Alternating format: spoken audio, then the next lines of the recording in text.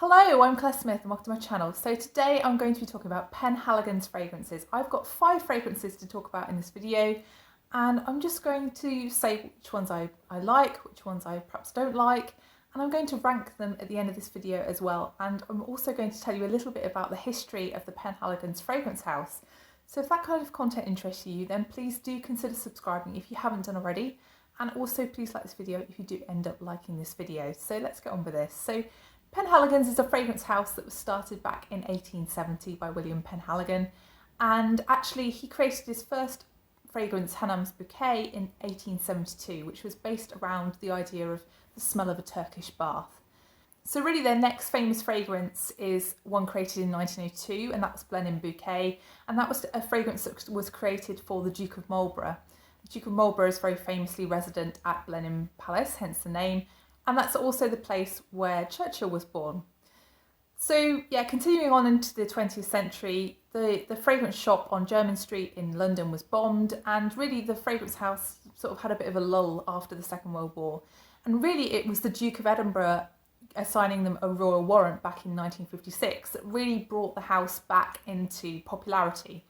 And actually, the thing that really got them going was the Princess of Wales endorsing them in 1988. So she famously wore their fragrance Bluebell, and that meant that there was just renewed interest in the brand. I mean, Princess Diana was just gold, wasn't she? She was somebody who, whatever she liked, people wanted. She was great at really pushing British brands, and that's really something she did for Penhaligons. More recently, they've released a lot of different fragrances, and they now have a number of different collections. They have a portraits collection, they have a trade routes collection, and they just are quite popular with some people. I think Penhaligons are a brand that most people have either not heard of or really like or just don't like. I don't think there's much in the middle. I think it's a love or hate thing. So I think Penhaligons are a brand that plays on their history, on their vintage sort of vibes, and on sort of quirkiness almost, a British quirkiness, a British eccentricity, I would say, in their fragrances and in their branding. I think you can see that in their collections actually. So the fragrances themselves came in some quite interesting packaging, something that I wouldn't really expect for a fragrance. So the first one was kind of in a hat box, which I thought was quite odd, and the hat box has the royal warrants on the top there. And inside the hat box was this sampler kit, and this again has royal warrants on the front, and when you open it up it has these 5x5ml dabber bottles as well. So this fragrance sampler kit came in at I think £40, and I would say for 5x5ml of Penhaligons fragrances I don't think that's too bad. Considering the retail price of a 30ml bottle of a Penhaligons fragrance, I think that's quite reasonable to try 5 different ones. But I don't like that these are dabbers. I have ended up decanting part of these into spray bottles so that I could try them, because I just can't stand dabber bottles. I really do feel like, you know, if you're paying £40, you should get a spray. But they are pretty, you can't deny that. So let's just talk about each one of these in turn now. So the first fragrance is Empressa, and Empressa is a fragrance that launched in 2014 and is part of their trade routes collection, and is said to have been inspired by silk and pearls. I don't really know where they're coming from on the silk and pearls front, but we'll go with it anyway. So this fragrance to me is a citrusy, woody patchouli fragrance, basically. It's not really something that's that complicated. So it starts off with a quite mellow, almost muffled kind of citrus with all the sharp edges taken off it. Not a zingy citrus, just a mellow one. The citrus is also joined by a little bit of a muffled fruitiness and a little bit of red rose, but really it's the woody patchouli that is the dominant thing, even in the beginning of the fragrance, and it becomes to dominate more. So really by the end of the fragrance you're left with the woody patchouli, but also with a slight rosiness and some citrus. It is clearly very reminiscent of another fragrance. It's clearly reminiscent of Coco, Mademoiselle, and actually when I first wore this fragrance I was really shocked, because initially it didn't really remind me of Coco Mademoiselle, and then I went to bed because I tried it really late at night, and I woke up in the morning and I really thought I'd sprayed this in my bedroom. It's all I could smell on my skin, and actually I then realised it was this fragrance. So yes, it is like Coco Mademoiselle, but it does take a while to get really like Coco Mademoiselle. So I think out of these two, I ultimately prefer Coco Mademoiselle. It's just the smoother, nicer fragrance to me. And it's something that's just got a little bit more brightness, and the rose is just a little bit more prominent as well in Coco Mademoiselle for me. And I also like the slight soapiness that you get in Coco Mademoiselle as well, which really isn't present at all in Empressa. So this fragrance had amazing longevity. I got 12 hours plus out of it, and actually the projection wasn't bad. It's something that does sort of tail off, but it's really quite strong. Not beastly, but strong. You can definitely smell it on you. So what do I think of Empressa? I'd say it's a mild like. It's nothing more than a mild like. I think the problem for me here is the lack of originality. It's just so similar to a Coco Mademoiselle. I don't see why you wouldn't just buy that one. To me, that's the nicer fragrance. And also it's the cheaper fragrance, I think, of the two. So yeah, it seems a no-brainer for me. Also, smelling this one close up, there is something here that I don't like. I don't know if it's an aroma chemical or something like that, but there's something quite heavy and also something a little bit salty here that I'm just not sure about. So yeah, Empressa is a mild like from me. So the next fragrance is called The Favourite, and this fragrance was launched in 2020 and it's part of the British Tales collection. And I assume it's something to maybe follow on from the film. So The Favourite refers to the Queen's primary lady-in-waiting, the mistress of the robes, and this is what this fragrance is meant to be inspired by. So The Favourite, when I first saw the notes on paper, I thought, wow, I'm going to love this one. This is definitely going to be my favourite. And I don't know, it just kind of slightly disappointed me in a way. So the notes really excited me because they have violet, iris and also mimosa, and those notes just really normally attract me. They're normally winners, but in this fragrance not so much. So when I first smell this fragrance, it really makes me think of washing powder. It has that sort of nose tickly thing that you get when you smell washing powder close up, and I'm not sure whether that's perhaps the freesia in this fragrance or perhaps some kind of aroma chemical, but it's something I'm not entirely keen on, and it's really quite strong in the first few minutes of this fragrance. The freesia is something that really does kind of dominate for me, but I think most people think that this is more of a mimosa fragrance. The mimosa here is definitely prominent, but it's something that I wouldn't typically think of as how I would think of mimosa. So mimosa for me is generally something I think of as quite bright, something quite yellow, and something quite like it can be hay-like or it can be powdery. And I'd say this is more on the powdery side, but it's definitely not bright. It's quite a dull mimosa, which is something that I don't really associate with mimosa. I normally think of mimosa as something associated with sunshine. So yeah, this fragrance does get sweeter as it dries down. So the violet and the iris come in a little bit later. And they do make this fragrance a little bit makeup-y, perhaps even a little bit shampoo-y. And I also think of baby products when I think of this fragrance, sort of baby powder, baby lotions, baby bath products, baby shampoos. It just has that sort of general feel about it. So actually on my skin, this fragrance lasted really well. I didn't have any problems with longevity, probably 12 hours again. I could definitely smell it as a skin scent, but I would say the projection really fell off quite quickly with this one. It's definitely quieter than Empressa is, and maybe that's just because of the notes in this fragrance, the fact it doesn't have patchouli, maybe it just makes it a little bit quieter. But yeah, this is definitely one you would have to spray more of to get a good projection, I think. But it's still quite a thick fragrance overall when you smell it close up. It is something that is quite dense. I think this fragrance really doesn't remind me of anything else that I've smelled, but I wouldn't say that it's, you know, groundbreaking or distinctive really. It's just something that's a bit again. I'm just not really fussed by it. So did I like The Favourite? Well, no, not really. I think it's the saltiness that I smell in the fragrance later on. There is a sort of a salty feel to this fragrance again. So yeah, overall, I just didn't really enjoy this one. It really wasn't me, and I was quite surprised by that from the notes. So that's The Favourite. So the next fragrance is called Elizabethan Rose, and this came out in 2018 and is part of the British Tales collection again. So this one was inspired by the unification of the Lancashire rose, the red rose, and the white rose of York as the Tudor rose after the War of the Roses and the royal houses coming together. So again, it's kind of going along the lines of the royal family. So this fragrance to me is quite a peppery rose, a green, fresh, peppery rose fragrance. So this fragrance starts off with that really green, really fresh, peppery rose, and I think that's really the geranium and the rose mixing.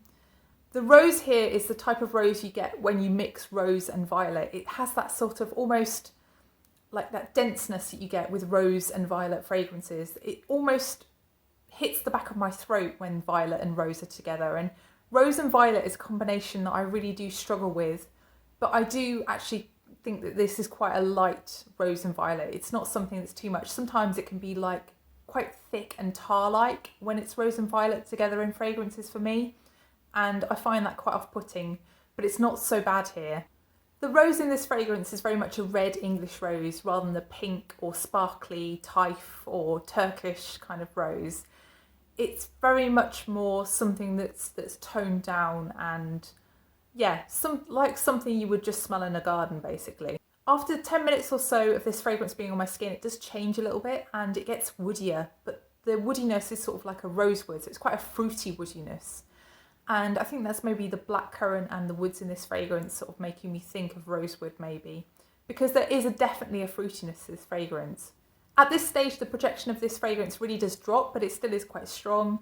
And I'd say it gets a bit warmer as well, but it's still quite a dry fragrance overall. If you like a dry, fresh, green, peppery rose, this is probably the fragrance for you. The dry down of this fragrance really made me think of just my grandmother's handkerchief. My grandmother used to use loads of rose talcum powders and she would also use rose water. And really her handkerchief is basically how the dry down of this fragrance smells. It's a little bit powdery, it's definitely rosy, and it definitely has that sort of almost sharpness that you get with rose water. This actually lasted pretty well on me. I would say not as well as the other two. I got about 8 hours out of this. But I would say that the projection did drop off. I think it probably projects a little bit more than something like The Favourite, but definitely doesn't project as much as Empressa. But yeah, overall, you know, good lasting power, good projection. So what did I think of Elizabethan Rose? Well, I liked it. I think it's sort of something that's, yeah, it's okay. It's a mild like again. I just don't really feel like that sort of peppery or violety rose is me really, and that's just personal taste. But I do think that this is, you know, if you're looking for a green, fresh, peppery rose, this is probably a good one to try. So that's Elizabethan Rose. So the next fragrance is Luna, and Luna came out in 2016 and is clearly inspired by the moon goddess. So Luna is meant to be a fresh floral fragrance, and actually I think out of the fragrances in this set, this is probably the one that changes the most, that's the most interesting to wear. So I absolutely loved the beginning of Luna. Luna has a sort of a gin feel in the beginning. It's got juniper and it's also got lemon, and those together just make me think of gin, a gin with a slice of lemon in it. So it starts off with lemon and juniper, but actually there's also a bit of a bitter orange and also a slight cedariness for me. I would say as this goes on, the orange becomes more prominent over the lemon and the cedariness does grow, and the juniper definitely fades back. But definitely for the first 5 or 10 minutes, it's really uplifting, really invigorating and really refreshing. After those 5 to 10 minutes, it does become much muskier, much denser, and it's really this part of the fragrance that I don't particularly enjoy. This part is also a little bit salty for me, and it makes me think of a dry schnapps kind of drink, a carbonated schnapps drink, or perhaps something more fruity like an orange or a lemon flavoured Starburst. Thankfully for me, that salty musky aspect does calm down, and actually a pink rose appears along with a bit of fur, and I really do like that later stage. It feels really fresh and really spring-like and floral at this stage, and that's really what you're left with. This fragrance really has that feeling of winter to springtime, of that feeling of everything defrosting and warming up, and that feeling of things from going from hazy to clear and ice melting, and from fresh to floral. This fragrance lasted okay on me. I'd say I got about 6 hours as a skin scent, but really it was a very quiet fragrance. It really was something that didn't really project at all from my skin. I don't know whether I just wasn't spraying enough or whether it just is a quiet fragrance, but this was definitely the quietest one out of the bunch.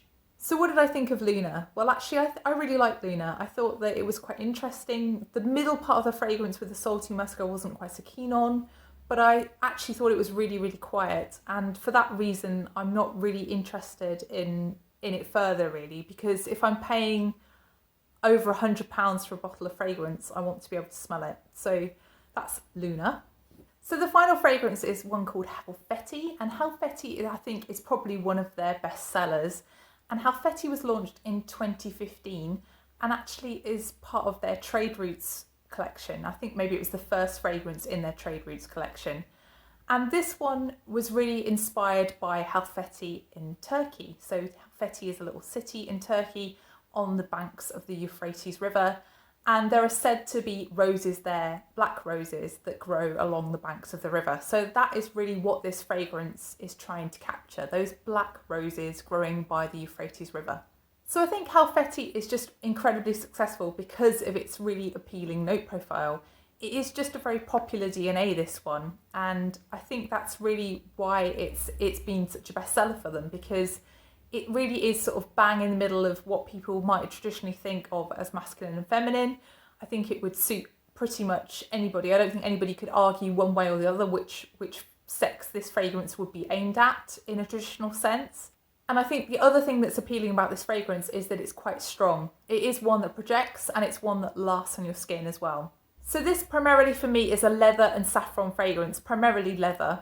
But it does have that black rose lurking at the back of it, and also a really unscary, really smooth, really luxurious feeling oud. A really, really light oud. It's very much like the oud that's in Floris, A Rose 4. In fact, these two fragrances I think are incredibly similar. So this fragrance is saffron to begin, and with a really lovely black smooth leather, almost like a suede leather. But there's also a slightly more prominent dry dark rose lurking in the background with the cardamom.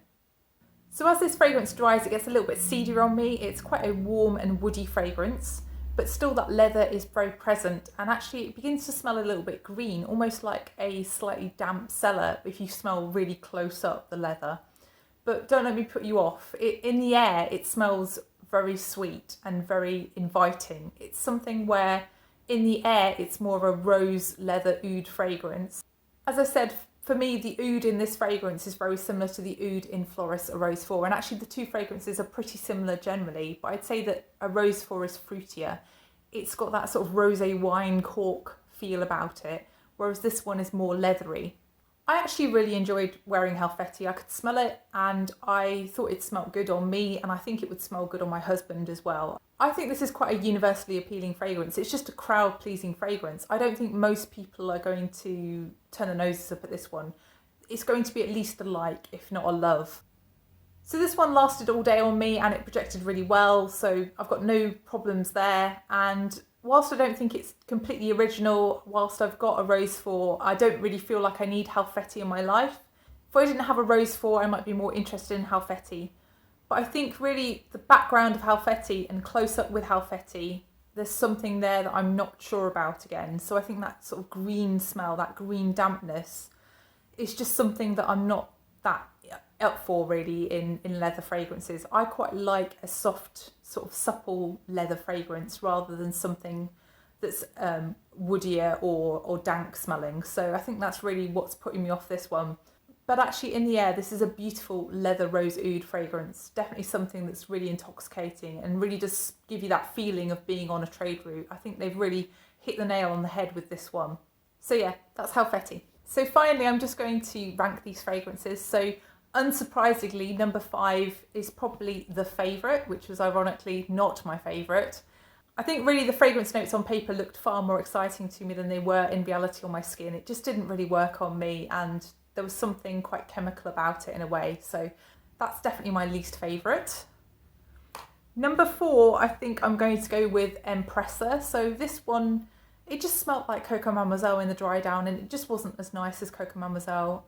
I just didn't really feel like it was worth the money, and it just wasn't something different. So Empressa is number 4.